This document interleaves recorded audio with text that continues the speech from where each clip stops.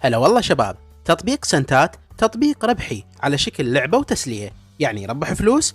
نعم يربحك دولارات، لكن مو بيوم ويومين، وإنما بالاستمرارية. هذا بالطريقة المجانية. أما إذا تريد تسرع العملية فتقدر تشتري مشتريات عدادات تخليك تربح بصورة أسرع. بداية تنزل التطبيق من الستور طبعا، وحاليا متوفر فقط على متجر جوجل، ونختار إنشاء حساب جديد، واختار التسجيل بالإيميل أفضل شيء، وما راح يخليك تسجل إذا ما تكتب رمز الإحالة، فراح أخلي لك رمز الإحالة تكتبه وبعدها تكتب إيميلك، فراح يرسل لك كود على الإيميل، فتاخذه وتنسخه للكود وتلصقه بمكان إدخال الرمز، وتختار لك اسم مستخدم حسب اللي يعجبك، وتختار بعدها كلمة مرور باسورد، واحفظ معلوماتك يمك. مباشرة تظهر لك الواجهة الرئيسية للتطبيق بهذا الشكل. نشرحها بشكل سريع. فوق الرصيد بالدولار، وتحت مجموع المجوهرات ومجموع النقاط، كلها حتكون مصفرة لأنك جديد طبعا. فأول شيء تسويه تضغط على مفتاح التشغيل هذا وتشوف الفراشة، والعداد يبلش يفتر، واللي يكمل الدورة خلال 24 ساعة، يعني كل يوم لازم تدخل وتشغل العداد. لا تنسى هذا الشيء، ما يحتاج تقعد داخل التطبيق ولا تسوي أي شيء، فقط شغله واطلع، وهذا هو. هذا العداد راح يقدم لك يوميا 400 جوهرة، ولكن اللي يهمنا النقاط، لأن النقاط هي اللي تتحول تلقائيا إلى دولارات، فلازم تجمع نقاط حتى تمكنك تشتري واحد من عدادات النقاط المتوفرة، واللي أقل واحد ينطيك 20 نقطة يوميا، وسعره 5400 نقطة. طيب السؤال هو منين نحصل على النقاط حتى نشتري العدادات؟ عندك طريقتين. الطريقة السريعة بفلوس، يعني تشتري عداد من الوكلاء الموجودين بالتطبيق، فقط اختار أي واحد منهم وادفع عن طريق زين كاش أو رصيد زين أو رصيد آسيا وهكذا. أما الطريقة المجانية والبطيئة فهي إما من خلال التسلية، الدخول عليها واختيار إما المسابقة، حتشارك بدفع 100 جوهرة.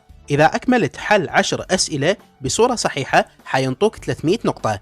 أو تقدر تدخل على غرف الدردشة وتعمل تبادل للجواهر مع الأعضاء اللي بداخل الغرف، ومن خلالها حتحصل على النقاط. الآن أهم شيء واستثمارك الحقيقي هو عداد النقاط، خلي في بالك هذا الشيء، فلازم تحصل وتجمع النقاط وتشتري بيها العدادات. أما الجواهر فأيضا مهمة، وتقدر همينة تشتري عدادات الجواهر. تمكنك الجواهر من الدخول للمسابقة أو للتبادل بغرف الدردشة، مجرد تمنحهم ملصقات ويردون عليك بملصقات، وانت وحظك ممكن تحصل نقاط وممكن تحصل مجوهرات.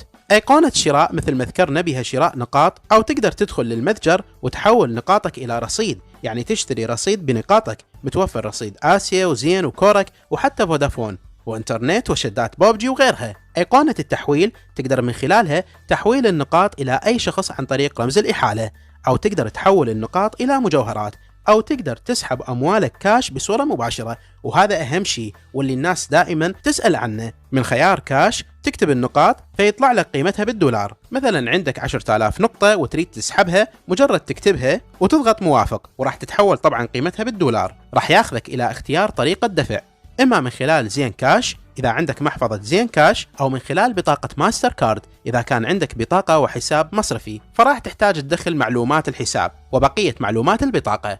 وأخيرا أيقونة الأصدقاء، فبعد هذه واضحة، هنا حتكون أسماء أصدقائك اللي ضايفهم. الزبدة هنا الاستثمار يتم عن طريق عدادات النقاط.